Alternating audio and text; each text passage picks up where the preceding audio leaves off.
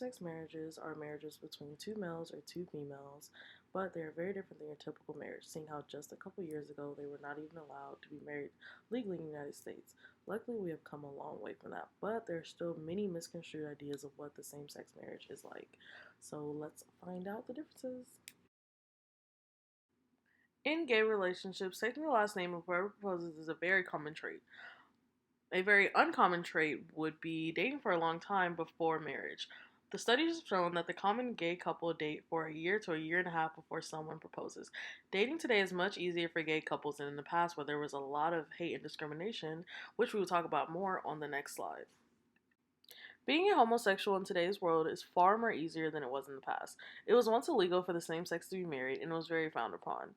There has been a lot of progression in the way that the world sees homosexual relationships. In 2013, Barack Obama made it legal for all same sex couples to be married legally in all 50 states. This upset a lot of people, but still in today, most homosexual relationships are still not accepted in most relationships and by many people. In other relationships, you have set customs that are specifically either based on your religion or traditions. In a homosexual relationship, it depends on the relationship and who is in it, and they choose how they want their relationship to be and how it's to be ran. So there are not customs of how things should be. It's more of a free will depending based on relationships.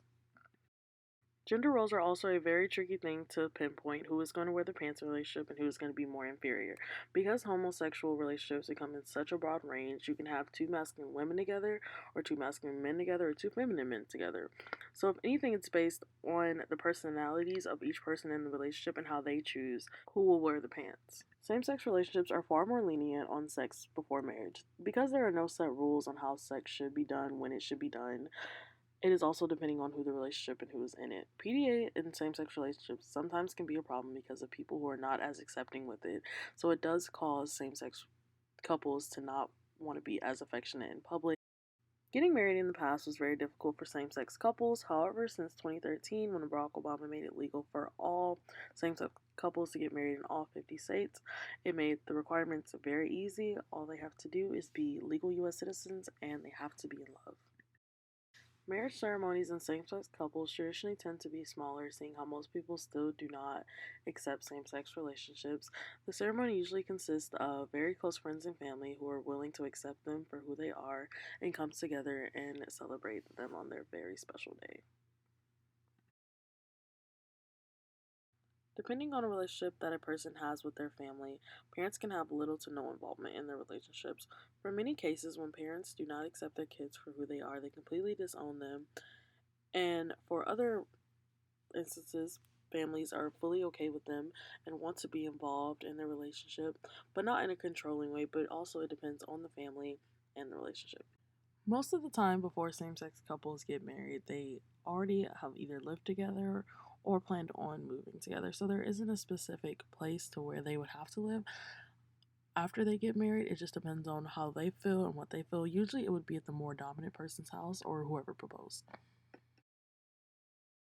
In a same sex relationship, it is very, very free will and up to the couple what they want to do. Breaking gender norms is a very big thing in the gay community because a person is able to be who they want and when they want, and they are not focused on how society says their relationship should work. Same sex couples may decide to have children within their own relationships, or some may bring in kids from previous relationships. There is a rise in same sex parenting, and it's partially due to the increased options that were not available in the past that are now available for same sex couples that are making it very easy for them to be able to have kids, which is so great. Roles of parenting in a same sex relationship do not differ much from those in a heterosexual relationship. I can speak personally from this. I grew up with two moms in a household, and there was no difference. I knew that they both were in charge of disciplining me, but I just didn't call one of them dad. Instead, I had two moms, and it was great. Divorce in same sex marriage would be the same as any other relationship. If there was a prenup signed, they will have to deal with all the trauma and unnecessary stress that comes with a divorce.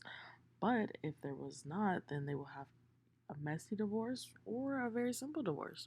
Again, just depending on the relationship. When a same sex couple divorces, it is completely up to them when they want to remarry or jump back into a relationship. This is not as serious as other relationships because of religion.